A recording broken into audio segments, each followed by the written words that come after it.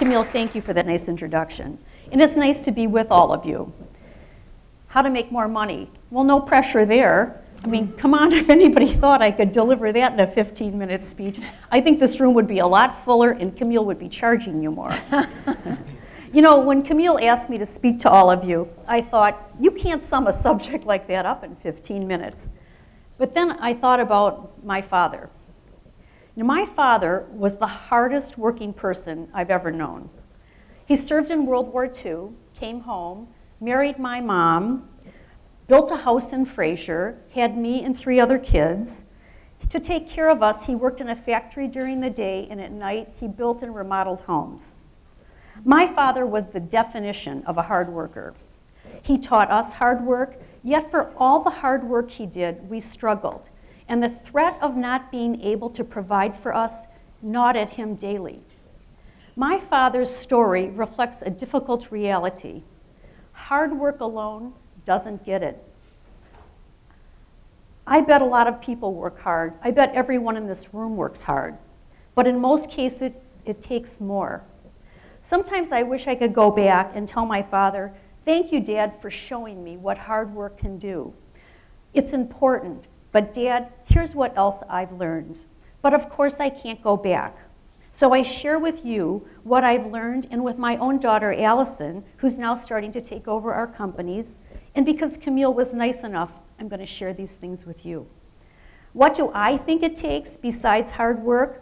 Mostly I think it takes 5 things. Number 1, the first is to accept you do not have to be good at everything. You just have to be good at something that you love. I came of age when women were just entering the workforce en masse. That was hard. Plenty of people, mostly men, were not always happy about that. Do you remember that song? I can bring home the bacon, cook it up in a pan, never let you forget you're a man. Mm-hmm. Well, that was all of us as working women back then. We had to fight for our jobs at the office. We had to come home, buy the groceries, cook, do the laundry, handle the kids. No wonder we were exhausted. Thankfully, the world's changed a great deal, and we appreciate the support we're getting from a lot of men. But I'm sad to see that so many women still feel the compulsion to be everything. So the first thing I would tell my daughter, and I share with anybody else who wants to be successful, you do not have to do it all. Just forgive yourself for not being good at everything. Do something you love that you're good at. And the sooner you do it, success will come to you. You know, it took me a while to figure that out. I was over 40 before I let myself delegate anything. For example, I've always paid my own bills. I've never been good at it. I don't like it. I'm not a numbers person.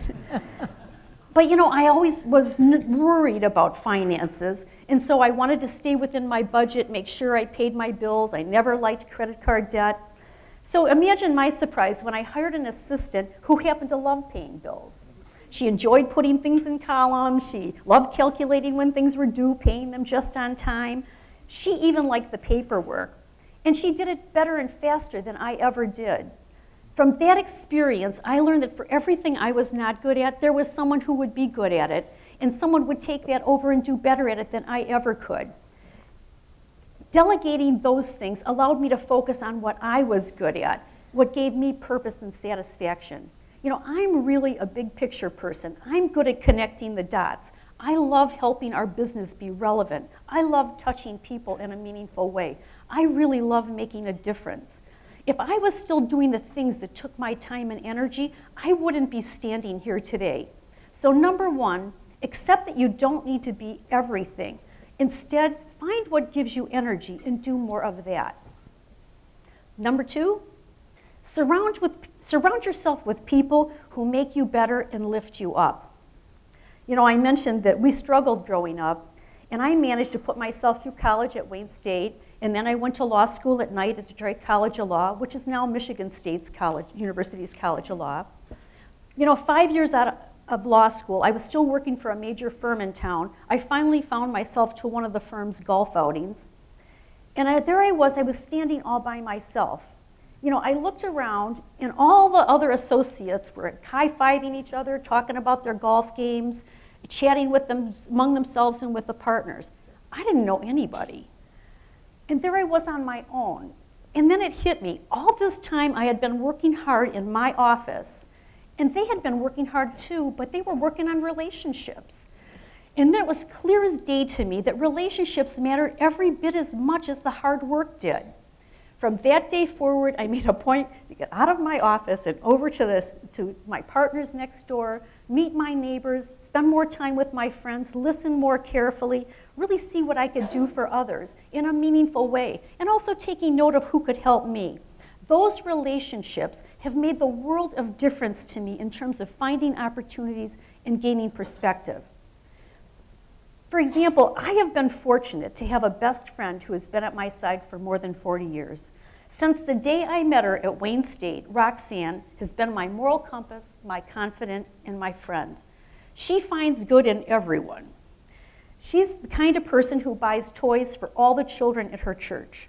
She spends her Saturdays with her disabled uncle while she and her husband clean his house and fill his cupboards. She starts her day with a list, not a list of things to do or buy, but a list of people who need support, who need a friendly word, who need a hand. You know, recently, Rox got out her list and she saw I was cleaning out my husband's closet. So she scooped up all his old ties, carried them off to a little church of New Americans, which might explain why the next Saturday there was an entire congregation in Warren wearing wide psychedelic ties. And my friend Rox is here today. Where's Rox? Back there. Yay, Rox! Yay, Rox! But beyond friends, I surround myself with people who make me better. In fact, a few years ago, when I left that big law firm and started eTitle, I set about systematically expanding my network. I made a list of 10 people who I admired and wanted to know. I didn't know any of them.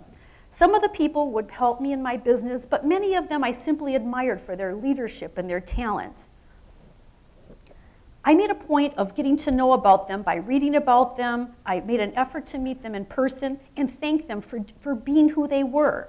It's amazing the number of people who've taken the time to talk with me and share their wisdom. One person on that list was Nancy Schlichting. Now, she's the amazing CEO of Henry Ford Hospitals. Now, I'm not in the medical field, and I don't have any way in which I would cross paths with Nancy, but I so admired her leadership. She came to Detroit, to an inner city hospital, where the neighborhood was tough, the buildings crumbling, and the patients non-paying. You know, and that was about 15 years ago. She has turned that into a world-class organization, capturing national attention. I mean, I thought, I gotta meet this lady. Then one day I was having lunch with a client and he mentioned he was on the Henry Ford board. So he set up a lunch for us. As it turns out, she's even more amazing than I imagined. Even better, she was open, honored to tell her story, and happy to meet with me. People like Nancy inspire me to do more and see things with new eyes, reach higher to be more that I could be. But this is just one of the amazing people I have met since I made an effort to surround myself with people who make me better. And it started with writing down their names. Next, third, and this brings me to the third thing, write down what's important to you. A while ago, someone gave me this great advice, and now I do it quarterly. I literally have a list of the 10 things, and they're in your book, that are important. They're life values. And every 3 months, I sit down with a pen and paper and grade myself on how I'm doing on each. And if career and community involvement are a 9 or 10, great. But if family and exercise slip to a 3 or 4, well, maybe I need to do something about that. I always circle the lowest 3 areas and then write a little action step in which I can improve those things.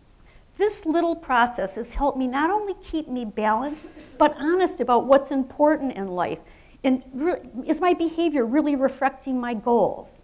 Today, I'm giving to each of you that list, the hope that you will find success and balance. It only takes a few minutes to do that. Number 4, no, it's not about big ideas. It's about opportunities that are right in front of you. I cannot tell you the meetings we sit in where big ideas are talked about. Everyone has big ideas and good ideas. But in my view, it's not about those ideas. It's about the opportunities and your willingness and ability to jump on them. Some people see opportunities every day in all facets of life. Other people, not so much. Consider Dan Gilbert. Here's one man who has started hundreds of companies right here in our community, from professional sports to real estate. He saw opportunities in Detroit, in Cleveland, in the mortgage business, technology, countless other companies. Was he always successful? I would guess no. But was he willing to take a risk, to be open to change, make mistakes? Yes, he was. And he's no different than all of us. I learned a little secret about preparing for opportunities. There's a word you can say, and say it often, that will help you find opportunities. I say it, and I bet Dan Gilbert says it. And that word is yes. I have said yes to doing things like giving this speech that has made me learn in new ways, see things I would have never experienced. I said yes 30 years ago when a real estate friend called me to help a family save their home. That led to my practice in real estate, and that's worked out pretty well for me. I said yes to Pam Good to help her change the lives of underserved children in Detroit through a terrific program called Beyond Basics. I said yes when I had an opportunity to serve as a trustee at Michigan State University's College of Law. All of these things have come with more work, more demands on my time, and even risk, but they've also presented amazing opportunities. So I said yes. My suggestion is to stop focusing on ideas, instead focus on the opportunities, the ones that are right in front of you today. If you do, more opportunities will come your way. Just start by saying yes. And this brings me to the fifth and final thing I want to share. Be generous. Be generous with your time, be generous with your expertise. I can't tell you the number of times people call us at eTitle and the Orlans Group, from judges, business leaders, and families, looking for help and expertise. And we do help them. No meter running just because we can. In addition to being generous with your time and expertise, be generous with your money, especially as your lot increases and you become more successful after this speech. We have many people who are struggling, and they appreciate it and need it. But I am so inspired by the people I work with and their generosity. At Orlans and eTitle, it's just part of our culture to support charities, and I'm always humbled and moved by the giving spirit of everyone on our team. Every food drive, every giving effort we undertake, everyone finds a way to slip a few dollars or canned goods in the basket to help others. It started with saying yes to helping others. Not only is it the right thing to do, but those dollars you give away will come back to you tenfold. You know, I remember 2 years ago, I was meeting a friend for dinner right here in Lux, and I was a bit early and I was waiting, and the woman next to me struck up a conversation. We introduced ourselves, and she said, "Oh, I know who you are. My sister used to work for you at eTitle." And she said that you gave everyone a $100 bill. She never forgot that. Well, I smiled because I remembered that day as well. I honestly did give out those $100 bills. We had just gotten a bunch of work from a new client, and they were so pleased with the work we were doing for them. So I wanted to thank everyone right then and there, to say thank you for the hard work and the contribution. You're making this happen. Yes, it was a lot of money to give away, but I was really happy to do it. And though I did it to show my gratitude at that moment, that night, listening to that sister at the restaurant, I thought, how many times had that sister told her family that? How many times did this woman and other people in the office repeat that story? That wasn't my motivation for doing it, but that gesture of generosity has no doubt come back to elevate the firm, our own brand, time and again. Maybe it kept a good employee to stay with us. Maybe someone said they're going to do business with us because we were a generous company. Maybe one of those employees went out and had another act of generosity to others. No matter, those were all good things, and I was so proud to do it. I'd like to share with you one final story. My whole life, I admired my dad for his hard work, his dignity, and his stamina. Like a lot of men who served in World War II, he never talked about his service. I knew he was a paratrooper, 101st Airborne, easy company, but it wasn't until he died a few years ago that my stepmother gave me some of the things I'd never seen. I discovered that he was actually a decorated hero. In fact, he received not 1, but 7 medals of honor. He never told us that. Knowing what a modest hero he was makes me just a little sadder that he struggled so and we struggled. Sometimes I wish I could reach back and tell him how much his work ethic helped me. And then I would tell him what I have learned about being successful. But it never works that way. Instead, I'm honored to thank him and those who come after, my daughter Allison, and to each of you. Work hard, you bet, but also focus on what you're good at. Forget the rest. Surround yourself with people who lift you up and support you, love you. Write down what's important to you. Do it today. Focus on opportunities, not on ideas. And maybe, above all else, be generous and share your others' good fortune that will no doubt come your way. Thank you for this opportunity. Oh my God. Thank you very much. Oh, wonderful. Stay up here, stay up here. Yes, please.